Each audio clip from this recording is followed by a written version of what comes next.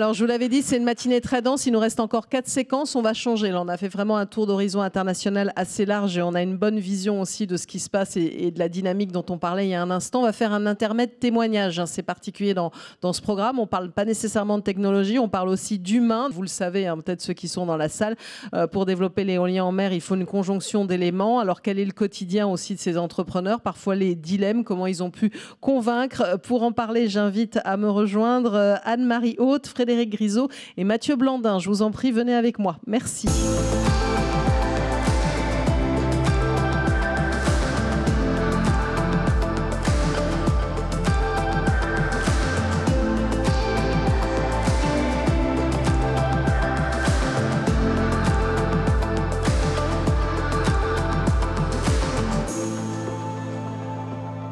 Bonjour à vous, merci d'être là sur scène. Je vais rebasculer un peu en français pendant un petit moment avec vous pour ces échanges. Donc Anne-Marie Haute, vous êtes CEO de Pilgrim Technology. Vous allez quand même nous présenter dans un instant Pilgrim Technology, même si on n'est pas là nécessairement pour parler, on va dire, technique, mais ce sont des témoignages humains, mais c'est important quand même que vous présentiez votre structure qui est peut-être évidemment moins connue. À vos côtés, Mathieu Blandin, merci d'être avec nous. Donc évidemment, Valorem Marine Solutions, mais aussi directeur de la stratégie d'Acrocéan, vice-président de Neopolia. Vous en avez des casquettes, c'est ça?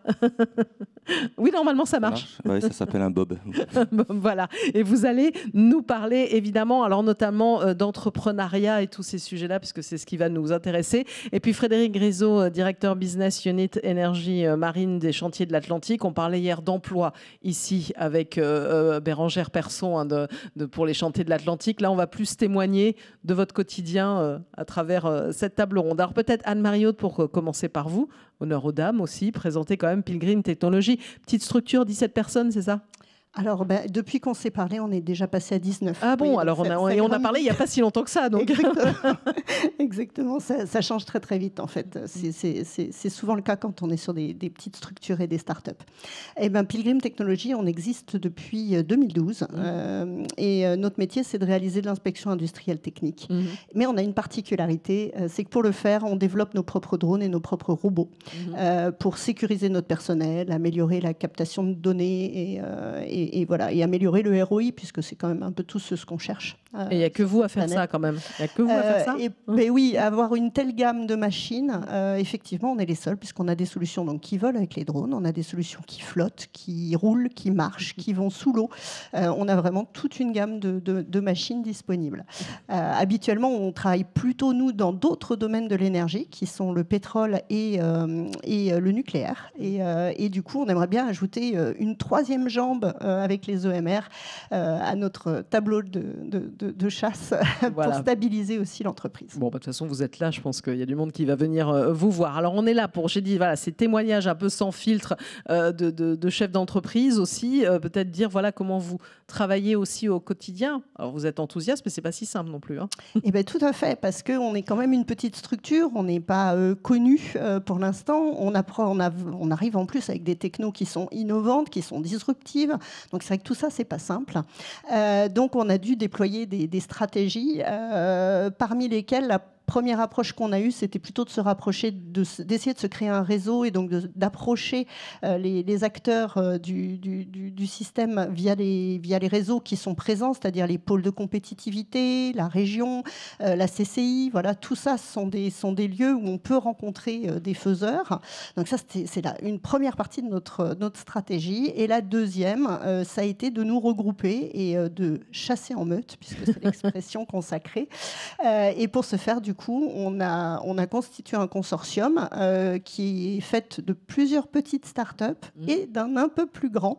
Donc, à l'intérieur de cette startup, on va retrouver Copadia, la SARL GSLC, du coup, je vais citer tout le monde, Librea, donc Pilgrim Technology, et nous sommes, on va dire, parrainés, encadrés par Mazer, qui est là pour nous accompagner, nous aider. Et tous ensemble, en fait, on arrive à avoir une solution complète. Voilà, et c'est la solution qu'on a trouvée pour réussir à se faire entendre des grands. Voilà, et à s'adapter. Alors, tout à l'heure, il y aura une séquence en fin de journée qui s'appelle Women in Blue, parce qu'on va mettre en avant les femmes aussi dans ce secteur-là. Alors, sans aller dans les poncifs, on ne va pas raconter ça, mais je pense que dans ce métier-là aussi, pas toujours très simple d'être une femme. Exactement, c'est un peu la même histoire que dans la majorité des domaines, notamment industriels. En fait, on se retrouve toujours à être un petit peu isolé. Alors, à côté de ça, moi, je l'ai toujours pris comme un avantage, en fait, parce que du coup, sur une réunion, s'il y a une personne dont les gens vont se souvenir, c'est moi, puisque j'étais la seule. Donc, c'est toujours un avantage commercial non négligeable. Maintenant, il y a des fois, notamment sur la partie opérationnelle, où le fait d'être une femme peut poser d'autres problèmes, à commencer par le fait que les équipements de sécurité ne sont pas totalement adaptés à notre morphologie. On est plus petite, souvent. On va avoir d'autres problèmes plutôt liés au sexisme. Il faut appeler les choses par leur nom. Sur certains sites, sur les bateaux, les plateformes, c'est toujours un peu compliqué quand on est une femme. Voilà, il faut s'adapter. Donc voilà, accueillez les femmes aussi. Si je peux passer un petit message. Je vais continuer, puis si vous voulez commenter et réagir, évidemment, ce que disent les uns et les autres. Avec vous, Mathieu Blandin, donc je disais multiples casquettes. On n'est pas là pour parler de l'activité en elle-même. Vous faites évidemment plein de choses, mais justement d'intrapreneuriat, finalement de votre vie, de votre quotidien d'entrepreneur, et comment aussi, à travers Valorem, vous avez pu aussi vous développer. Oui, j'ai la chance d'un employeur qui est assez ouvert d'esprit en fait, et donc ça fait moi 20 ans que je suis un pur produit du renouvelable. Je suis ce qu'on appelle un bébé Valorem, c'est-à-dire ceux qui rentrent en stage et qui y restent. Voilà, mais sauf qu'au bout d'un moment, on a envie un peu d'avoir un peu son indépendance, son autonomie, et on a fait ce qu'on appelle de l'intrapreneuriat, c'est-à-dire que en rencontrant une start-up qui s'appelle Jeps Techno sur Synergie d'ailleurs, hein, c'est des gens qu'on connaît très bien à Nantes. Mais qui témoignait hier Jean-Luc ouais, Roche voilà, était ici sur le plateau. On a vraiment fait connaissance en fait sur un événement alors qu'on est pourtant assez voisins. Et la soirée, ça aide beaucoup. Il y en a qui s'en remettaient pas ce matin. et donc du coup comme ça a nourri un projet en fait. Voilà, ils ont développé une technologie très disruptive en utilisant des système de récupération de l'énergie de la houle pour à la fois stabiliser des flotteurs et produire de l'énergie. C'est ce qu'on voit sur le flotteur d'Acrocéan qui est à l'entrée. Et puis les métiers de Valemo, donc de supervision et de maintenance. Et là, il y a peut-être quelque chose à faire. Moi, je ressortais de l'école, j'étais retourné à l'école à l'IAE. Voilà. Donc j'avais une envie entrepreneuriale. Et donc on a fait une autre structure juridique il y a 4 ans. On a créé Acrocéan avec majoritairement au capital Jeps Techno, Valemo. Puis j'y suis également. Et on fait de l'acquisition de données en mer. Voilà. Donc notamment on travaille pour le compte de Météo France, de la DGEC en local, et on a aussi les premiers contrats qui étaient à l'export, notamment en Australie, depuis on est en Irlande, bientôt en Corée du Sud.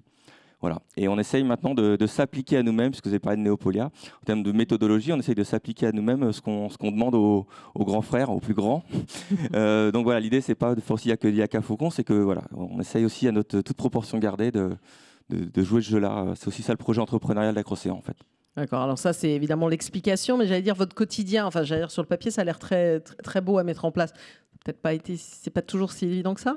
Non, c'est pas évident, mais en fait, d'entrée de jeu, je pense qu'on était bien entourés. C'est-à-dire que ce soit côté Valemo, que ce soit côté Jeps, déjà ce sont des entrepreneurs qui sont là. Donc quand on a proposé le projet, il y a eu tout de suite une écoute, une attention particulière et des encouragements. Ça n'a jamais été à aucun moment du blocage, ça a plutôt été de l'encouragement. Quand il fallait des sous, on demandait des sous. Alors, il fallait justifier pourquoi, évidemment, parce qu'ils ne font pas des chèques en blanc. Mais voilà, quand ensuite, il fallait des avances en compte courant actionnaire, parce que notre première commande, elle nous demande beaucoup de cash dans notre business model. Hein, on a des gros besoins en fonds de roulement. Et ils ont fait des avances en compte courant, etc. Et donc, du coup, finalement, vous n'avez jamais besoin de convaincre dans votre histoire, c'est bien tout seul ? Si, on y passe du temps, ouais. mais on se connaît par ailleurs, en fait. Enfin, voilà, et du coup, je pense qu'on capitalise aussi sur cette fidélité quelque part. On ne fait pas des sauts de puce tous les 2 mois, tous les 2 ans, tous les 3 ans à changer de boulot, changer de filière. Donc au bout d'un moment, je pense qu'on arrive à gagner une certaine confiance, qu'on arrive à capitaliser. Et c'est vrai qu'on s'appuie beaucoup là-dessus. Puis après, on a des équipes, parce que clairement, on a pu recruter. Maintenant, chez Acrocéan, on est 7 personnes. Il y a 5 équivalents temps plein côté Jeps et côté Valemo qui nous accompagnent. Donc clairement, Acrocéan, c'est pas du tout Mathieu Blandin, c'est vrai. C'est Acrocéan, c'est vraiment un travail d'équipe où chacun a son rôle et on cherche à faire en sorte que chacun... Un peu dans l'esprit entreprise libérée, si je comprends bien. Il n'y a pas vraiment de chef. Ouais, il y a un petit peu de ça. Il y a un livre qui s'appelle Entreprise et compagnie qui m'a un peu inspiré là-dessus. Mais l'idée, c'est ça. C'est-à-dire qu'on essaie d'avoir aussi une organisation le plus horizontale possible, hein, clairement, et que chacun puisse trouver son épanouissement dans son périmètre, et que si son périmètre doit évoluer, doit s'agrandir, tant mieux. En fait, c'est un peu ça l'idée. En fait. Et donc, si vous avez parlé d'entrepreneuriat, ça veut dire qu'on peut imaginer que d'autres qui sont au sein de cette structure se disent aussi, moi j'ai envie de créer ma propre boîte. On le voit dans des grandes structures. C'est un phénomène, une tendance que vous pouvez laisser porter ? Ça pourrait arriver. Enfin, moi, je trouve que déjà, il y a des sujets qui sont de l'investissement salarié, nous, qu'on connaît beaucoup chez Valorem. Donc, c'est une certaine manière aussi d'impliquer les salariés à la réussite et aussi, des fois, aux difficultés de l'entreprise. Donc, ensuite, aller plus loin avec de l'intrapreneuriat où les salariés se disent moi, je veux aussi mettre un billet sur la table parce que j'y crois. C'est ma façon de montrer que j'y crois. Mais bon, après, je suis tout seul, j'y arriverai pas. Donc, j'ai envie d'être entouré. Je pense que c'est aussi ça, le rôle qu'on peut attendre d'un dirigeant d'entreprise, en tout cas en 2021. Alors, vous approuviez peut-être sur votre rôle aussi de dirigeant d'entreprise. Alors, évidemment, vous êtes une petite structure. Ils ne vont pas encore peut-être créer leur entreprise. Mais il y a une évolution aussi dans la vision du chef d'entreprise. Alors tout à fait. Et par exemple, au sein de notre entreprise, on a un de nos ingénieurs qui a fait une innovation et qui a monté sa propre microstructure à côté. Donc voilà, on reste complètement ouvert sur tout ça parce que c'est la vie. Et la vie d'une entreprise, en tout cas, c'est certainement pas de rester égocentré sur elle-même, et c'est plutôt de s'ouvrir sur les autres structures autour et de créer un réseau. Voilà. Alors justement, on va voir une entreprise d'une autre taille, les Chantiers de l'Atlantique, avec vous, Frédéric Grisot, pour parler aussi de votre aventure, on va dire, entrepreneuriale, même au sein de cette business unit qui un jour a vu le jour. Eh bien, vous m'aviez dit aussi, il y a aussi l'opportunité d'être au bon endroit au bon moment aussi. C'est un peu ça, une aventure d'entrepreneur.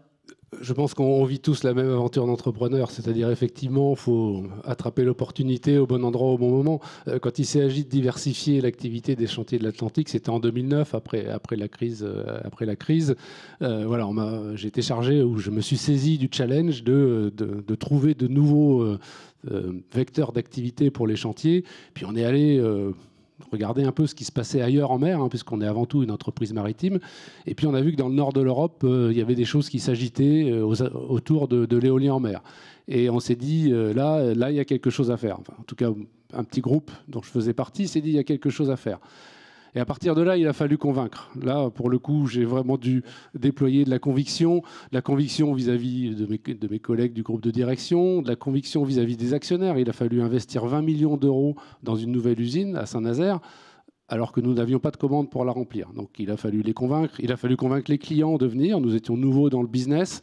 Et donc il faut déployer aussi beaucoup de conviction et faire montre des compétences de l'entreprise. Et puis convaincre le tissu local, mais j'ai pas eu beaucoup de mal à convaincre Mathieu de l'intérêt de travailler dans l'éolien offshore. Donc voilà, c'est d'abord de la conviction et puis de la persévérance. Et puis après, il faut exécuter. Il faut exécuter des projets, exécuter sans faille. On est une entreprise de projet, on livre des sous-stations qui sont critiques pour nos clients. Donc il faut être à l'heure, tout le temps à l'heure, au niveau de qualité. Vous n'avez pas le droit de vous louper. Voilà, et en étant exemplaire au niveau HSE, zéro accident aux personnes, zéro accident, zéro impact sur l'environnement. Ça fait aussi partie de ce qu'on fait au quotidien. Et ça, c'est vraiment une préoccupation quotidienne, l'exécution des projets sans faille. Et puis pour faire tout ça, évidemment, ça ne se fait pas sans tous les hommes et les femmes qui nous entourent. Donc le troisième verbe, c'est recruter et entraîner. Donc on a recruté 250 personnes. Bérangère Persson l'a dit hier, depuis 2014. Il y en a encore 50 postes ouverts aujourd'hui. Donc voilà, on passe beaucoup de temps à recruter et puis entraîner. Alors entraîner dans les deux sens du terme. Entraîner, former les gens à leur nouveau métier, former les gens à ce que sont les métiers de l'éolien offshore. Et puis entraîner au sens leadership. Il faut entraîner cette équipe qui commence à être grande, mais on a un esprit PME. On garde un esprit PME quand on fait ce genre de métier. Donc il faut les entraîner parfois dans des moments... C'est quoi un esprit PME pour vous ? Alors, c'est cet esprit qui est réactif. Voilà, une grande réactivité, une grande écoute de toutes les parties prenantes, des clients, des salariés, des partenaires. Voilà, donc il y a cette sensibilité à ce qui se passe autour, à être capable de réagir vite et à être capable de travailler tous ensemble. Je pense qu'on l'a dit, on fait rien tout seul. On fait toujours avec ses équipes, on fait toujours avec d'autres entreprises et on réussit jamais tout seul, que ça soit en tant qu'individu ou en tant qu'entreprise. C'est toujours un travail collectif.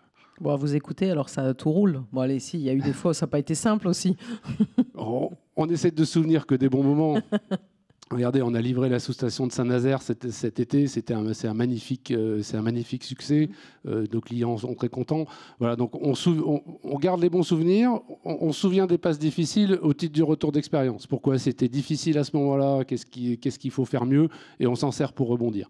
Donc, mais on fait un métier qui est tellement enthousiasmant que les petits moments difficiles, on les oublie très vite. Et qu'est-ce que vous auriez envie de dire justement à des jeunes qui nous suivent, qui sont intéressés par tout ça, par ces métiers-là aussi, parce que vous êtes là pour témoigner, point de vue humain, entrepreneur? Alors, je vous poserai la question à vous tous. On fait des métiers passionnants, je l'ai dit, j'espère que ça se sent. On est des acteurs de la croissance verte et bleue, hein, ça a été dit en introduction par la ministre. C'est quand même quelque chose qui est passionnant pour les nouvelles générations.